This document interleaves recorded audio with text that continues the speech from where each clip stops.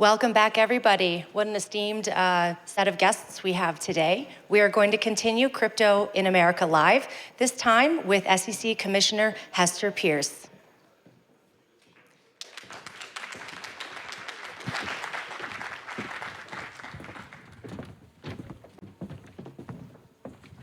And we're back. We're back, like we never left. Hester, welcome back. It's good to see you. It's great to be here. I got to give you my disclaimer, though. My views are my own views as a commissioner, not necessarily those of the SEC or my fellow commissioners. Well, Yes. you gave us the same, yes. Fair enough.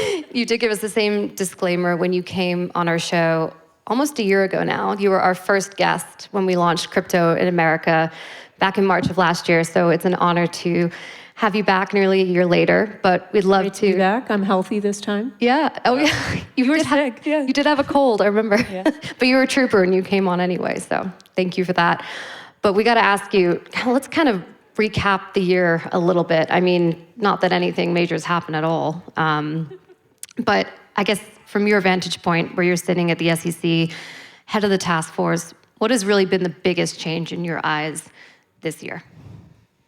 Well, last year, I would say it was, a 180. Having a chairman who is really committed to. I hope there'll be big changes this year too. But having a chairman who's really committed to trying to get the rules written before we enforce them is very helpful. He's someone who believes that we can get to a good place where there's a reasonable rule book in place that people can comply with. And I think that should lead the industry to a better place as well. I don't think we asked you this question because you were the first guest and we didn't really come up with it yet, but we always like to ask people who come on the show is, what does Crypto in America mean to you? I think you might have asked me, so you can see if my answer is consistent. But Sorry. I think the reason that this is an issue that a lot of us in this country care about is because it really does go to the fundamental principles that this country was built on. It goes to the idea that people are free to make their lives what they want them to be. They're free to associate with people that they choose to associate with, and they're free to speak, and they're free to put value in what they choose to put value in. And so I think aligning the regulatory framework with that makes sense, right? Because it does go to these core principles of freedom, liberty, privacy. On that note, when we last talked, I think the crypto task force had just been announced. You were just putting it together and sort of launching it. And it's obviously been an incredibly exciting, very busy year. Lots of guidance on a lot of different topics. I know tokenization is taking up a lot of sort of bandwidth in the room now. What would you say is maybe the biggest accomplishment or sort of defining kind of achievement that you would put sort of as a feather in the cap, just going back through the last year since we first talked? I mean, I think we assembled a great task force, and I think that that's evident in the amount of work that we've gotten done. And the task force is working with people across the commission. So the staff at the commission have really stepped up and worked with us. But yeah, the putting together this great group of people who are really smart, who are really interested in getting it right. Mike Seelig already left to go be the chairman of the CFTC, so I feel like that was a feather in our cap. And moving on to this year, it's crazy how time flies in crypto, right? I'm like, this year, but no, it's 2025. So thinking about 2026, what do you think will be the defining moment or the defining accomplishment for the SEC? What do you guys hope to achieve that you'll be remembered for, as it were, in 26? Well, I think during 25, a lot of what we were trying to do is go out and listen to people. We put out lots of questions. We've gotten lots of written submissions. Welcome more of those if you all have ideas of what we should be doing. We've also had lots of roundtables. We've been meeting with a lot of people. And then we started by putting out staff guidance that would sort of help people understand how we're thinking about what fits within the securities bucket and what doesn't. We went from a world in which the agency was saying everything that is crypto is a security to, I think, a much more nuanced approach that says, no, actually, probably most of what is out there now is not a security, but we expect that there are going to be a lot more crypto assets that are securities as people try to tokenize stocks and bonds. And so we've gotten a lot of guidance out, and 26, I think, is really the year that's going to have to be marked by more, I'd say, durable regulatory positions that are in commission documents, commission rulemakings, and then you all were just talking about clarity, and so I think if that gets passed, then we'll have a lot of work to do in implementing that. And I think 26 will also be a year of really close collaboration with the CFTC to make sure that the rulemakings are coming out harmoniously and that it is really a whole of government approach to getting this right. There's been a lot of enthusiasm from the industry on how approachable you've been and how visible the agency has been in this administration. You mentioned sort of talking to builders. We were talking a bit backstage before we came on about the sort of road shows that you guys have done, talking to founders and teams all over the country about what they've been building. It's obviously incredibly refreshing approach coming from the previous administration, which was maybe a bit of an ivory tower, and then we'll send you a Wells notice, kind of conversational environment. When ETH was a security. Yeah, different times. But so I'm curious with the roundtables that you've done, and also sort of the roadshow and sort of the grassroots efforts that you guys have put together. What's been the most rewarding part of that for you, and what have been some of the takeaways that you've had from talking to builders around the country? I mean, it's always rewarding to hear about what people are excited about building. It's rewarding to hear. I mean, I'm grateful that people are willing to talk to us because, there was some really deep suspicion built up over the last several years, and I think the willingness of people to say, "Okay, we're going to give you SEC a second chance to get this right," that has been really encouraging. But I think. I'm always excited when I see young people who are eager to build in this space and who are just helpful in helping me think about what regulation looks like from their standpoint, and then sort of it's always good fodder for me to think about how can we get these rules right. So I guess that's been the most rewarding piece of it. Yeah, following what Gerald's talking about, I always see when you tweet like, I will be in town these days, email me if you want to have a meeting. And I've always appreciated that. With the conversations you're having in Denver specifically, if you could speak to it a bit, like what are people coming to you about? What are you discussing with them? I mean, the theme to me this time has been people are really interested in thinking about AI agents and how they'll interact with, I guess, everything we do, including how they interact with crypto. I think privacy is another big theme that people want to talk about, which is great. And then, people are always asking the same questions, like when are we going to get maximum clarity on all these issues that are still outstanding? The innovation exemption. That might be one of the things, right? Yeah. Tokenization is obviously sort of the buzzword of the year, right? Wall Street is trying to get as involved in tokenization as humanly possible. What would you say is sort of maybe the timeline for sort of implementing? I mean, I think the tokenization part of the innovation exemption, that'll make a lot of that stuff clearer, right? We'll probably give a lot of green light to folks who want to get more involved on that side of the spectrum. But like, I always hear people talking about, we're going to tokenize this, we're going to tokenize that, we're going to bring markets on chain. Like, to you, in your position as a regulator, how long do you see that timeline being until we start bringing capital markets on chain, at least parts of it? I think the process has begun where money markets have been tokenized now for a while, and there's a lot of interest more generally in tokenizing treasury securities. And then once the 25 really marked a time when, as you say, institutions started to think, oh, hey, we might really be interested in tokenizing because there wasn't the fear of regulatory backlash against it. And so I think there's a lot of excitement about tokenizing equities. There are experiments underway. We granted a no action letter to the DTCC, which is a very traditional financial sort of stalwart infrastructure. And they're looking at facilitating tokenization. We're encouraging other experiments of people who want to try tokenization.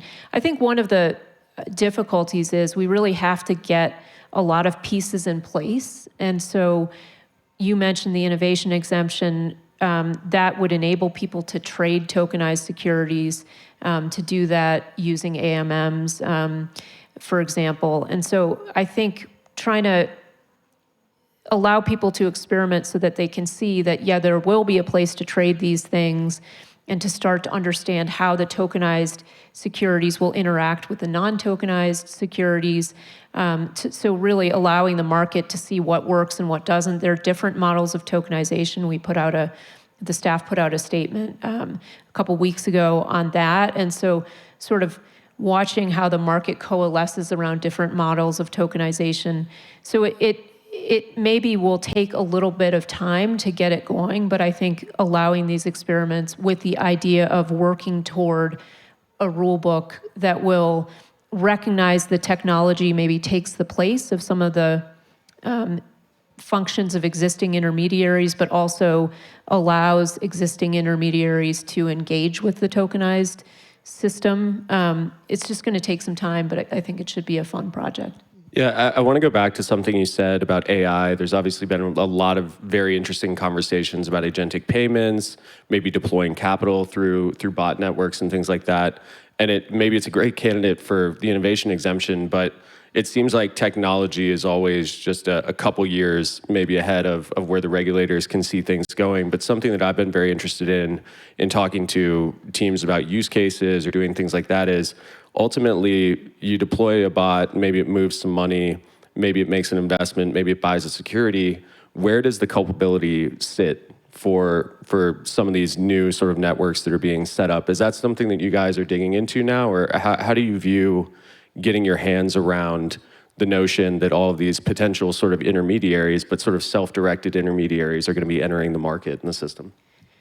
Well, I mean, culpability will always lie on some either individual or corporate entity. And so I think people shouldn't assume that just because they're using a cool new technology, they get to avoid regulatory accountability. One approach that I think, can't take, and we did try to take this in the last administration, was we tried to write a rule that would capture AI technology and how investment advisors and broker-dealers might be using AI technology. And it ended up being a really hard rule to write. It ended up being very overbroad in terms of the technology it covered. It was very clunky in the way it worked, and we got really negative feedback. I mean, even negative by, some of those crypto rulemakings or attempts to pull in crypto through rulemakings got very negative feedback. But this one got, it was really almost universally negative feedback. And I think it was a cautionary tale for us, right? You can't try to write bespoke rules for every new technology that comes along. But at the same time, the principles that we enforce are ones that are going to be enforced no matter what technology you decide to use. So I think some of these AI agents are really interesting, but I think people should assume that as you decide to use those, you will still be responsible for what they do. And so you ought to think about what sort of parameters you're building in to govern their activities. So I didn't know my bot did that is not an excuse, unfortunately. It's not going to work. Yeah, not now, at least, yeah. How are the discussions progressing with traditional financial institutions that are kind of arguing that crypto should not receive specialized exemptions? Yeah, I mean, I think people have probably seen the comment letters that have come in from a lot of folks in the traditional finance space. But my response would be, we're not saying that these experimental options that we're trying to, these like the innovation exemption as an example, that it's not available to traditional finance. It is. We encourage anyone who wants to experiment with tokenization or with other aspects of this technology to come in and talk to us and to work with us. And so I think one of the problems with the financial industry has been that the barriers to entry have been so high that incumbents have been able to keep competition out. And what we're trying to say is, look, we want this to be a very competitive playing field, but that doesn't mean that the new folks get a leg up. It's just that everyone gets to play on according to the same rules. What percentage of companies or teams coming in would you say are crypto versus traditional financial institutions when it comes to the tokenization conversations? That is a great question, and I think I'd say it's a mix, and I think there are a lot of groups that are bringing together both traditional finance and people who are more crypto native, which I think is very interesting because the traditional financial people have a sense of what the issues have been in the past and how the rules work, and the crypto native folks often bring a very fresh way of looking at things. So I think those collaborations can be really interesting. But yeah, it's a mix. You mentioned financial privacy is also something you're hearing a lot on the ground here. You had the recent roundtable on that a couple months back now. That was last year, right? Gosh. It was. 2025. 2025. What did you guys take away from that? Maybe what was the biggest thing that the SEC learned? Because there were some great panelists. Gerald and I were there. Some great points made, both from the traditional side of finance and also from the crypto side. What was the biggest takeaway? And is there anything that you guys are maybe initiatives underway at the agency that, obviously you probably can't tell us anything that's actually underway, but maybe what's the biggest thing that you guys took away from that roundtable? Well, I think it really underscored this idea that privacy should be the norm, not the exception, in the sense that we shouldn't assume that we should assume that people will want to keep their financial transactions private, because there are real consequences for people's security if they don't. And so I think looking at it through that lens helps us as regulators take the suspicion out of the picture and really work toward practical solutions so that people are able to protect their privacy. The government is able to get the information it needs with proper process to get that information. And so I think the one of the things that came out of that roundtable too is that there are a lot of tools out there that people are developing. There are a lot of new technologies that may enable us to do that, to protect people's privacy and also protect legitimate issues like our national security. Yeah, it is going to be slightly ironic if the highest best use case of ZK and viewer keys is to protect hedge fund transactions that they don't want out there on a permissionless chain. I don't know if that's what the privacy maxis sort of had in mind back in the day, but it's Well, but I mean, I think, we should all care about others being able to keep private the things that none of us have the right to know, and then people can make their choices about what to release publicly. I think one of the mistakes we've made is we've always, private for me but not for thee, or just not really caring, free speech for me but not you. I think that's really a mistake. The thing that brings us together as Americans is that we defend the right of other people, even people with whom we vehemently disagree, to have these core protections.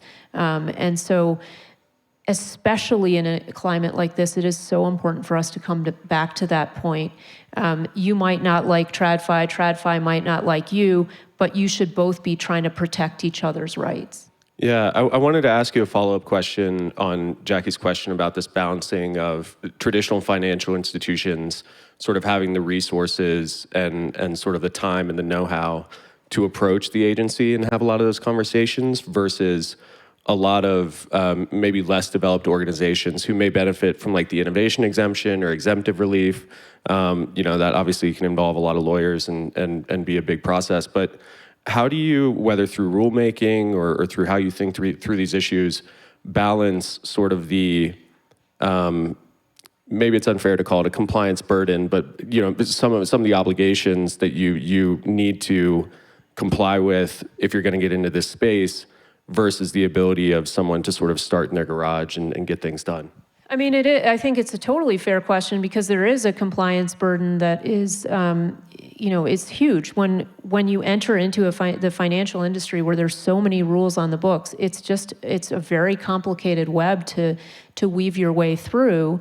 And you often will need legal help to do that. But I think what we're trying to do is, one, say, hey, come, you are free to come talk to us. We're not going to give you legal advice, but we might be able to point you to some tools that you can think about. No action letters are available. We're happy to meet with you without a lawyer. We're happy to meet with you with a lawyer as you choose. And then trying to get some of this guidance out, some of these standard things like an innovation exemption that is available to anyone so that we're kind of carving paths for people to be able to walk down. It is always something that I'm thinking about, is trying to keep those competitive regulatory barriers as low as possible, because that is one of the reasons this industry hasn't been as dynamic as it should be, because it is so hard to break in. Hester, thank you so much. Thank you all so much. It's Thank an honor Good to be to have with you you all back. today. Yeah, thank you, you. everyone. Happy Friday. Happy Friday.